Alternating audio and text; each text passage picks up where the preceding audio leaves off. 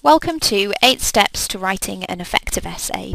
This video will show you how to create that essay from start to finish in 8 simple steps. Okay, step 1, understanding the question. This is something students often overlook or rely on their tutor's explanations for. Your essay should make reference to the question frequently at all points, and you should aim to directly address it throughout, so it is vital that you understand it fully. By breaking down each word of the question, you can consider its overall meaning. If asked to discuss, then you will be required to research the topic in detail and present the findings back in a structured, formal and objective way. If asked to argue, then you will be required to research the topic in detail but present back equally the pros and cons of an issue. Your conclusion would then communicate your personal response to the issue in a more subjective way. These would be very different essays, so it's essential to ensure that you understand the essay vocabulary first of all. Next up is to ensure that you know how you will be assessed and how you can meet your criteria. Any good tutor should give clear guidance for this. If they don't, then arrange some time to discuss it with them or your peers, as it is vital you know how to achieve these all-important grades. The final task with understanding your question before we can continue is: how many words do you have to complete the essay and answer the question that you now understand? Focusing on your word count will ensure that your essay remains focused also. Step 2, breaking the question down. Now that you understand what your question is asking you, how will you go about answering it? Perhaps make a list or spider diagram of all the other questions you can. Okay, so an example of applying these questions would be to an overall essay question of discuss how the NHS has changed over the last 10 years. Possible questions you might have is what state was the NHS in 10 years ago, looking at positives and negatives of the service.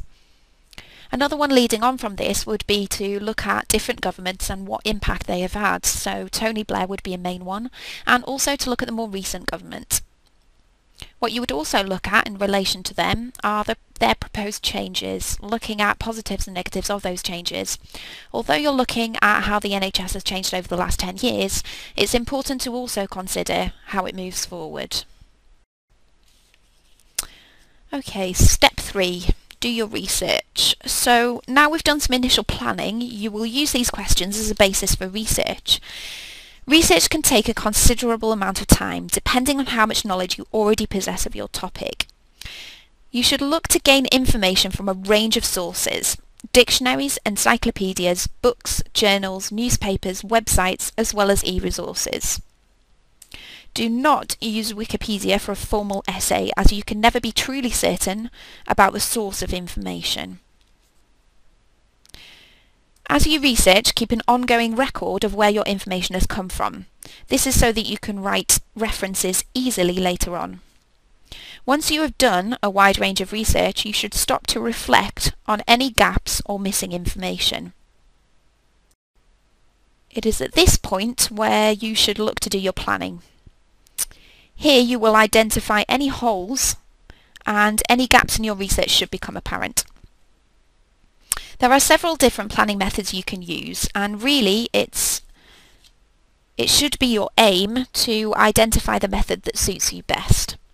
The one I prefer is to review the notes made through research and to gather it all together on an A3 sheet, highlighting the main points. I would then attach quotes or authors relevant to each of these sections, thus highlighting any gaps.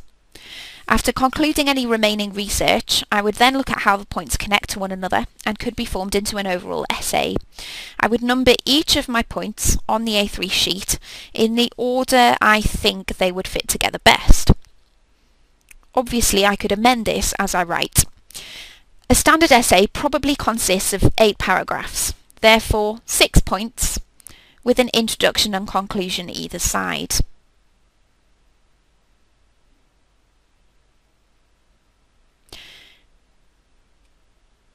You could write your plan as a simple bulleted list or in a table.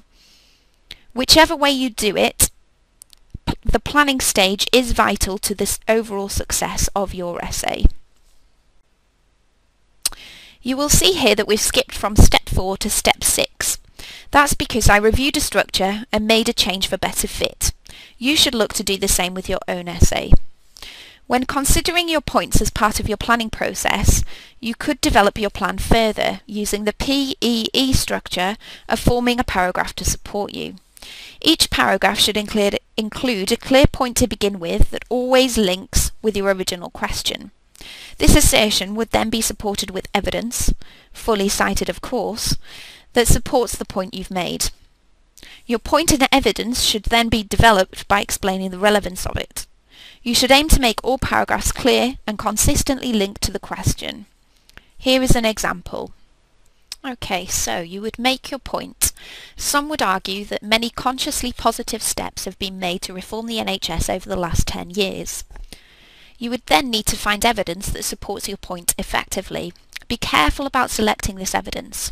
Don't use a huge quote that just takes up your word count, or one that doesn't quite fit. Just because you've found it doesn't mean it's useful. One such advocate of this view is David Landley, MP for the Labour Party. In a recent speech he stated that the NHS provides more efficient and effective care than ever before. The changes to funding that are due to be introduced will see the quality of provision improve still further. You would then give additional explanation, and this is where the majority of your marks for your essay will come from. It is here that you can make your connection back to the main question.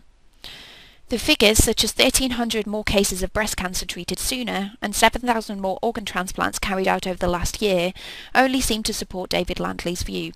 Privatisation of the NHS, although seen ethically as the ruin of the service, would certainly result in better quality of care, equipment, drugs and treatments. One paragraph leading on from this could be to explore an opposite view, that privatisation would be the ruin of the service. This way your points are linked together and you're starting to form your overall essay. Okay, so now we're back to step 5, writing the introduction. Although this begins your essay, it is sometimes easier to write it after the bulk of the essay has been written, to ensure that you've found a direction by the time the introduction is put together. You can write your introduction in many different ways, but it should serve to introduce the essay and should also lay out what you intend to discuss, explore, examine or argue. There are more interesting ways to start with than "this essay will." Definitely avoid the use of the word "I" throughout your essay. In the introduction, use "this essay" instead. Definitions or quotes to sum up your topic area are a great way to begin and can be extremely effective in engaging your reader. Certainly more effective than writing a dull commentary that reads like a contents page of what your essay will contain. Here's an example introduction. The NHS is a public service and as such is governed by the political party in power. It is funded by the public, and with the recent economic crisis this has meant huge cuts to funding and proposed changes that claim to make its financial future secure. There are those advocates of the service who state that the NHS will last as long as there are folk left with the faith to fight for it. There are also those who claim that changes are needed in order to avoid a future crisis.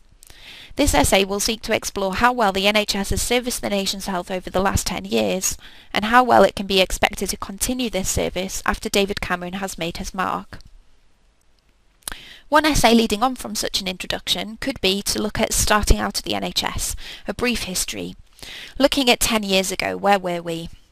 Highlighting one key change since then. Highlighting another key change. Then looking at arguments for the new changes and against the new changes in light of the last 10 years. You would then conclude your essay. Which brings us to step 7, your conclusion. A conclusion should aim to recap the main ideas and provide insight into your own opinion. It should not introduce any new ideas, but you should seek to show that your thinking has developed through writing the essay. Here is an example. Over the last 10 years, the NHS and the country has seen many changes, but none so radical as the recently suggested radical reforms. More privatisation within the service would lead to better care for some, but as Fogel suggests, would also lead to the collapse of good health care for the masses. Do we really want to discriminate on the basis of wealth? The NHS has survived a range of changes as a result of Prime Minister's whims, and evidence would suggest that it can survive whatever the change. As long as the NHS has committed staff to care for its patients, then it will continue to flourish. As you've probably noticed, there are a couple of errors within this paragraph that need changing. The first is within the first sentence, but none so radical as the recently suggested radical reforms. This is always something that you should try and spot in your essay if you've repeated words anywhere. You can either look for synonyms to replace the word, or just remove the word altogether. So this would change to so radical as the recently suggested reforms. What I've also got is an error in my final sentence, as long as the NHS has committed staff to care of its patients, which should be for its patients. Which brings us to the final step, step 8, proofreading your essay. Once your essay is almost complete, it's essential to check it through thoroughly. It doesn't matter how many interesting points you may have made if all your apostrophes are incorrect, or all your sentences are too long due to overuse of commas. Check over the structure as well as how it has been written to consider how well the work holds together and flows. Use a thesaurus to ensure that a wide vocabulary has been used, but don't overcomplicate your writing by adding too many words into each sentence or paragraph. Check that each and every point that has been made has direct links to the question, and ensure that all evidence has been referenced thoroughly. You should then check your bibliography, but that's a whole other lesson. So, those were the 8 steps to writing an effective essay. 1. Understanding the question. 2. Breaking the question down. 3. Doing your research. 4. Planning your answer. 5. Writing an introduction. 6. Using the PEE structure for the body of your essay. Step 7. Writing an effective conclusion. And finally, step 8. Proofreading. Good luck with your essay.